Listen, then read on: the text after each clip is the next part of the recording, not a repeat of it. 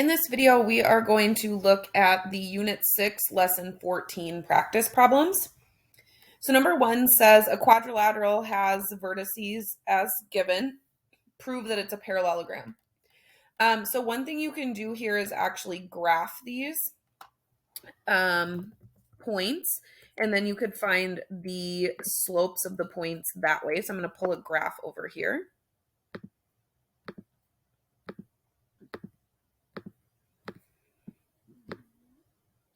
And then you could actually just count the slopes. But before I do that, I am just going to find the slopes without graphing. So you can absolutely find those slopes without graphing. So if I was going to look at these slopes, let me just write this down. So if I'm going to look at the slope of AB, so remember the slopes, you're going to look at the change in the y's. Okay, so we're going to do 3 minus 0 for the rise. So that's 3. And then we're going to look at the run, which is the width or the change in x, and that's going to be 1 minus 0 for that one. So 1, so the slope of AB is 3. Then we could do the same thing for each of the others. So looking at the change in y's from B to C.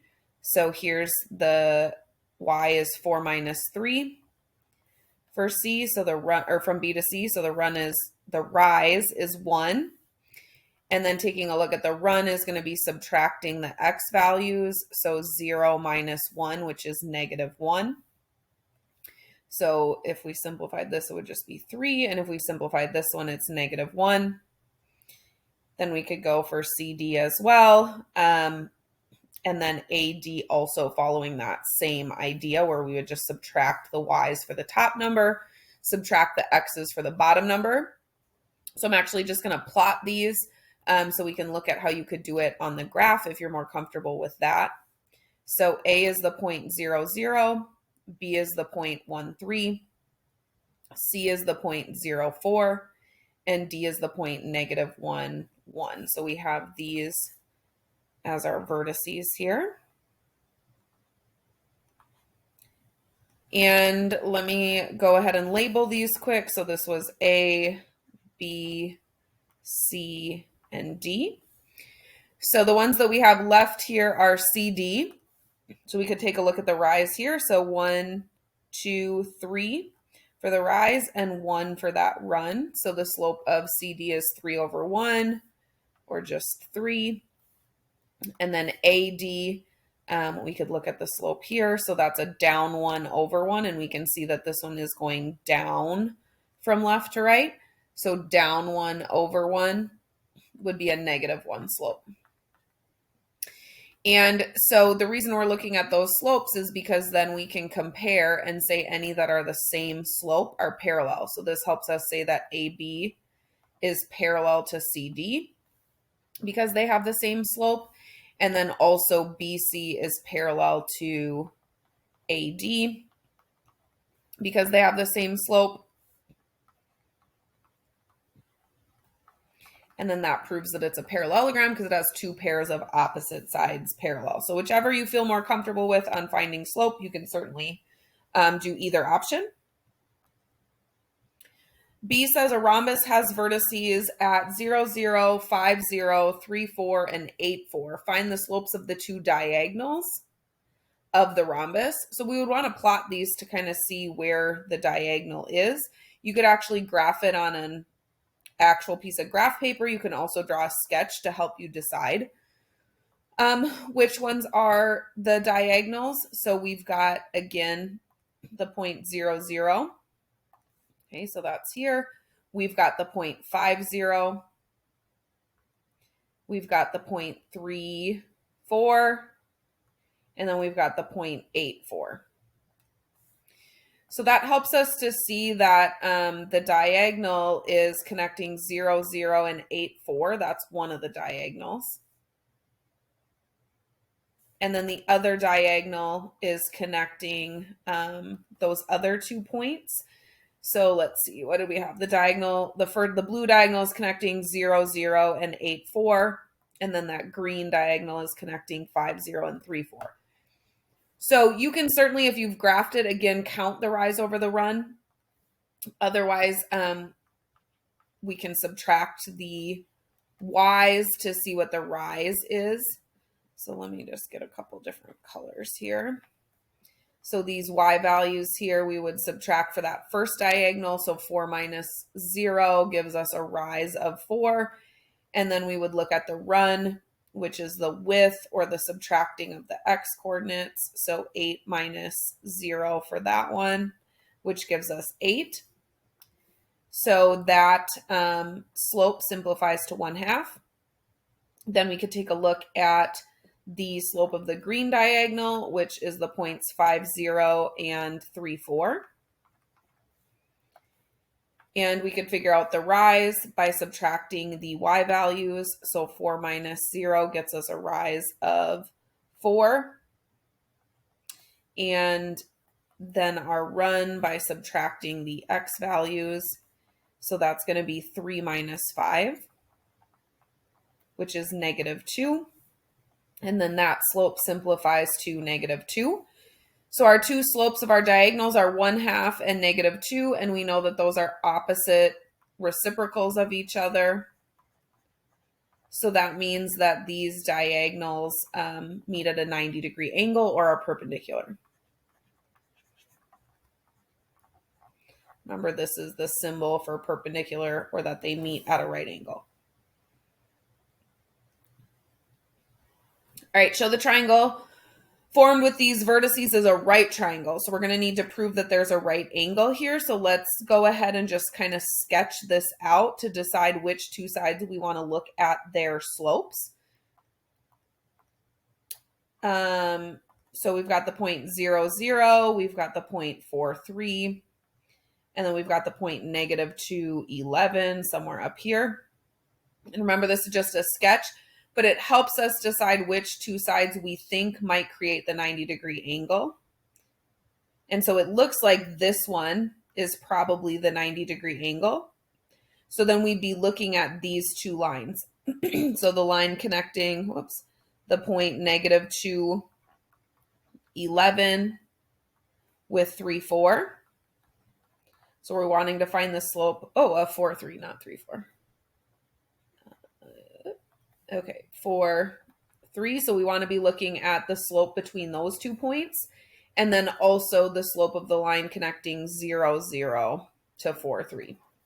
And if those are opposite reciprocal slopes, then we would have a right triangle.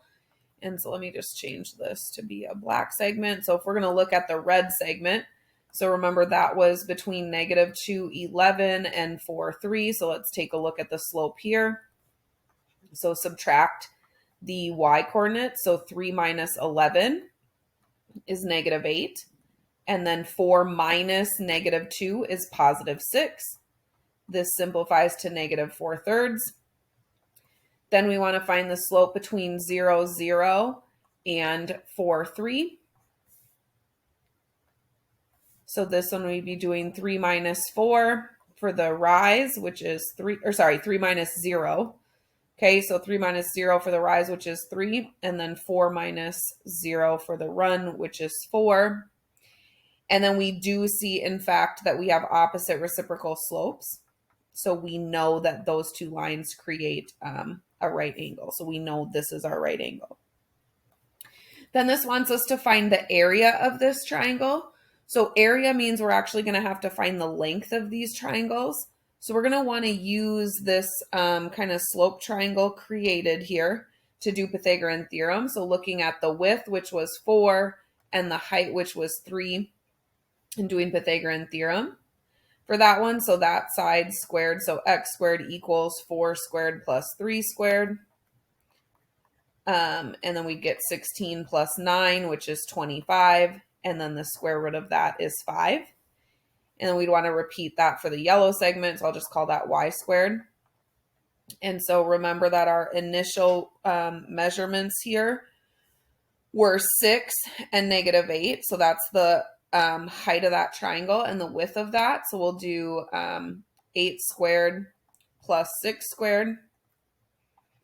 And so we get 64 and 36, which is 100. and then square root that and you get 10. So that's the legs of this right triangle. So if I were to kind of redraw this triangle, what we just found out is that this segment here is 5, this one is 10.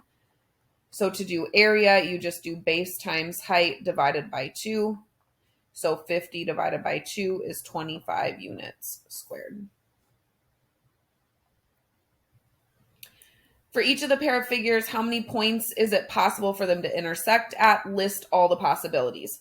So for lines, we could have parallel lines, which means they wouldn't cross at all. Or we could have intersecting lines, which means they would cross once. So those are the only options. It would look like this or something like that. A line in a circle could intersect 0 times. Okay, so we could have this circle. The line could be here, not crossing. It could also cross it once. Okay, so if it was like here, could cross the circle once, and could cross the circle twice if it kind of just went right through. A line in a parabola. Okay, so if we have a parabola, we could certainly have a line below it, so then it wouldn't cross it at all. Could also have it cross once, just right at the vertex there.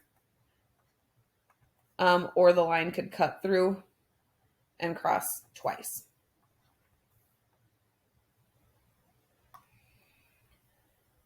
All right, so in number 5, let me get this to be on the whole screen here. So number 5 shows us a circle and then a line. So the circle is centered at 0, 0, has a radius of 8. So let me just get the center highlighted there. Has a radius of 8.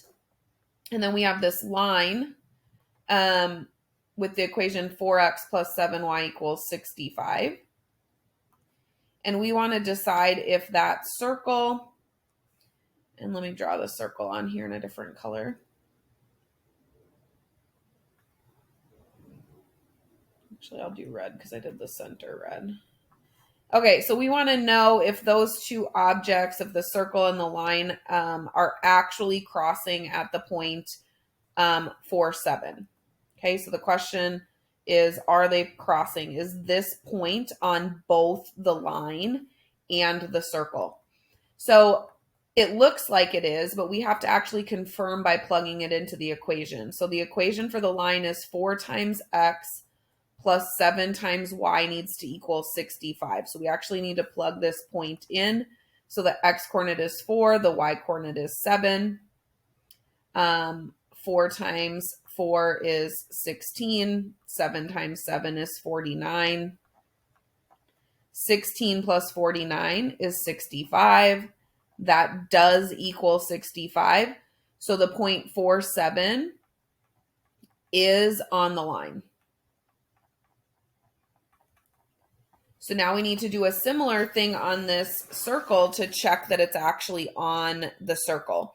So a couple different ways you could do this. The circle is centered at 0, 0, so we're just going to the point 4, 7. So we could just draw this little right triangle on here and check that this radius is actually 8 because the circle's radius is 8.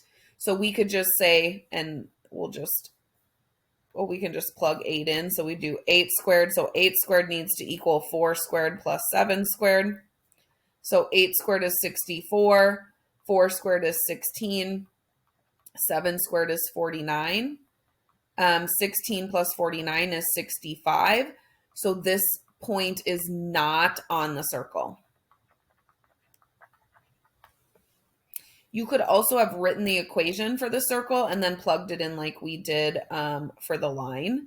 So remember, the circle would be x minus 0 squared plus y minus 0 squared equals the radius squared, or 8 squared in this case. So then when we plug in the 4 minus 0 would still be 4. So we'll get this again. 7 minus 0 would be 7. So you end up with the same thing, just a different way of looking at it. Doesn't matter, however your brain liked to look at that is fine. Here's line L. Write the equations for 2 lines that are perpendicular to it.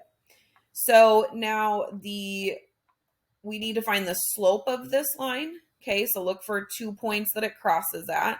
Okay, and count the rise over the run. So the rise here is 2, the run is 3, so the slope of this line is 2/3. So the slope of a perpendicular line, or the lines you'll be writing the equation for, are going to be the opposite and the reciprocal, or the flip of that. So you can write literally any equation you want. Okay, it just has to have a slope of -3/2. So if you'd like to write it in point slope form, okay, you can. That's just pick a point you want it to go through. So if I want to write the equation and I want it to go through the point -2, 1. Okay, so I want it to go through that point -2, 1. So I do y minus the y coordinate, which is 1, equals, and then you need it to have the perpendicular slope, the -3/2. And then you would do x minus the x coordinate of your point, which in this case was -2. So there's the equation of that line. They also wanted us to graph these two lines.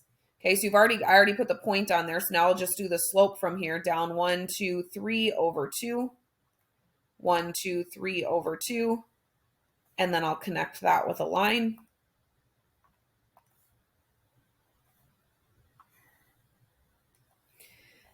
Then you can write the equation if you want to write it in slope-intercept form. So y equals mx plus b. So the m is the slope, and you're writing perpendicular, so that needs to be -3/2. And then you can pick wherever you want it to cross the y-axis. So maybe I want it to cross the y-axis at 6. So then I would put in +6 here. And then to graph it, we would plot that y-intercept, and then from there do the slope down 1, 2, 3/2. 1, 2, 3/2, 1, 2, 3/2, and then connect it with a line.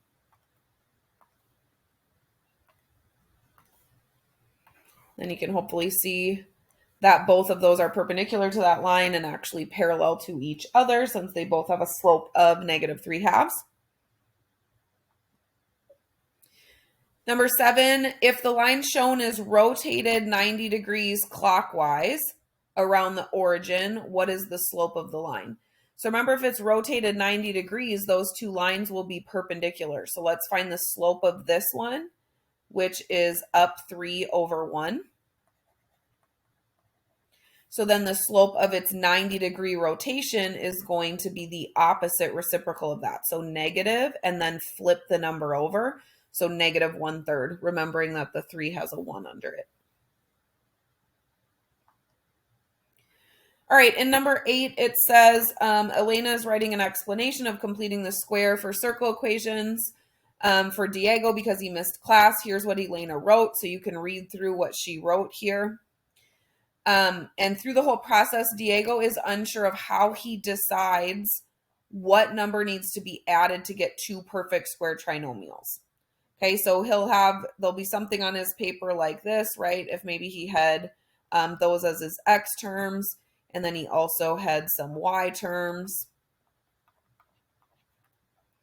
Okay, and then maybe he had some number over here. So how is it that you can explain how to find the number that gets added, okay, to both sides to make that perfect square trinomial? So Diego wants to be able to divide the x terms. You want to take the x term, and I'll just type this out here.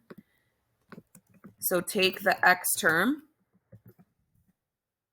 divide it by 2, then square it. Okay, that'll be the number that you add to both sides. So -8 divided by 2 is -4, squared is 16. That will get you the perfect square trinomial. So take the x term, divide by 2, then square it, then repeat with the y term. And then I would add in, be sure not to use the x squared or the y squared. Okay, so we're just using that x term and that y term, dividing by 2 and squaring. All right, number 9, the last one, is a semaphore. Alphabet is a way to use flags to signal messages. Here's how to signal the letter U. Describe a transformation that would take the left-hand flag, which has an L on it, to the right-hand flag. Okay, so we're going to want to rotate this. So rotate the left-hand flag 90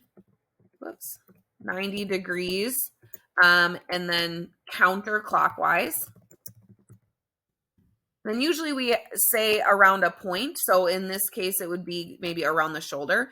So rotate the left-hand flag 90 degrees counterclockwise around the shoulder. And that's it.